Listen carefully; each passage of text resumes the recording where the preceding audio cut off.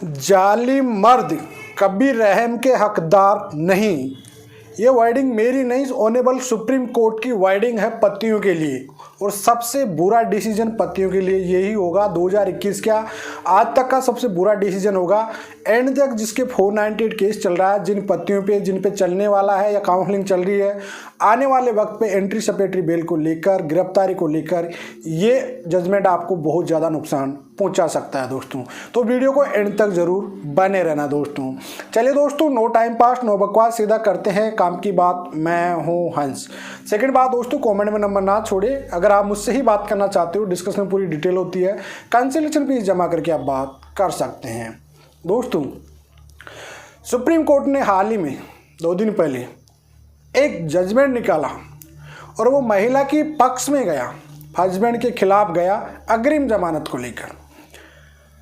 पत्नी ने किसी के साथ शेयर की अपनी न्यूड वीडियो, किसी के साथ एडल्ट्री में थी तो काफ़ी उनके साथ फोटो की, एडल्ट्री की, उनके न्यूड पिके भेजी। पति को इस चीज़ को मालूम पड़ता है तो पति उसके साथ, अब ये ऑप्शनल बात है, नॉर्मली बात है कि कोई किसी की वाइफ है किसी के साथ ऐसी पिके शेयर कर रही है, ऐसी वीडियो शेयर कर रही है तो हस्बैंड को गुस्सा आना ही है।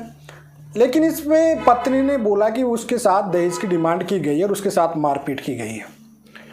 अग्रिम जमानत यहाँ पे फैमिली कोर्ट में भी नहीं मिली, हाई कोर्ट में भी नहीं मिली, सुप्रीम कोर्ट का दरवाज़ा खटखटा गया।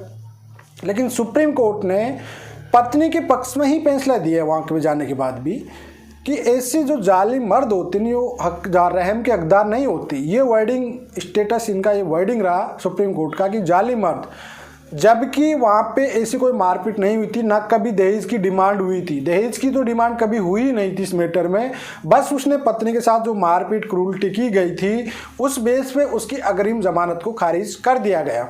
जबकि पत्नी किसी और के साथ, थर्ड पर्सन के साथ अपनी न्यूड पिक शेयर कर रही थी, अपनी आपत्तिजनक वीडियो, ऑडियो, फोटो शेयर कर रही थी। और उस चीज़ का जब पति को मालूम पड़ता है तो उस सिचुएशन में उसके बाद पति उसके साथ, अब खास सुनी ज़रूर होती है, ये बात हम भी मानते हैं कि भाई किसी की भी मिसेज किसी के साथ ऐसा पाया जाएगा, ऐसी कुछ चीज़ें होगी तो ज़रूर गुस्सा आता है। क्योंकि आप एक सोसाइटी में रहते हो, सोसाइटी में रहने वाले, मैं भी सोसाइटी से हूँ, आप भी सोसाइटी में हो।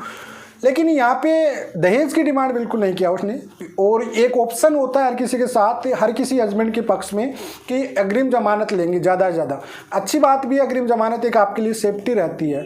लेकिन सुप्रीम कोर्ट ने यहाँ पे अग्रिम जमानत देने का हक भी हटा दिया गया। जी हाँ दोस्तों, अगर मारपीट हुई है पत्नी के साथ तो उस बेस पे आपको अग्रिम जमानत नहीं मिलेगी। याद रखना इस बात को पॉइंट में। और आने वाले वक्त में ये जजमेंट, ये ऑर्डर सुप्रीम कोर्ट का कई लोगों के खिलाफ जा सकता है। क्योंकि आज की डेट पे मैक्सिमम केसेस आप देखोगे ना, मैक्सिमम से मैक्सिमम केसेस देखोगे एडल्ट्री ग्राउंड पे ही आ रहे हैं।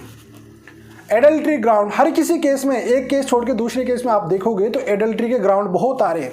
हर किसी से कंसल्टेशन होती है, किसी भी मैटर में जाते हैं, मेरी पत्नी का किसी के साथ अफेयर है, मेरा पति का किसी के साथ अफेयर है, दोनों की तरफ से एडल्ट्री मैटर आ रही है। मैक्सिमम 2 ही कारण होते हैं, माँ का रिमोट, परिवार का रिमोट या एडल्ट्री का रिमोट, ये 2 ही चीज़ है। अब एडल्ट्री वालों में जो महिलाएं हैं उनको इतना भी पक्ष अधिकार दे दिया, कोर्ट ने बोला, ऑर्डर नहीं दिया, यहाँ पे कोर्ट सिर्फ ये बात बोला कि आप तलाक ले सकते थे लेकिन पत्नी के साथ मारपीट नहीं कर सकते हो। जी हाँ, यहाँ पे सुप्रीम कोर्ट ने ये बात बोल दी गई है दोस्तों।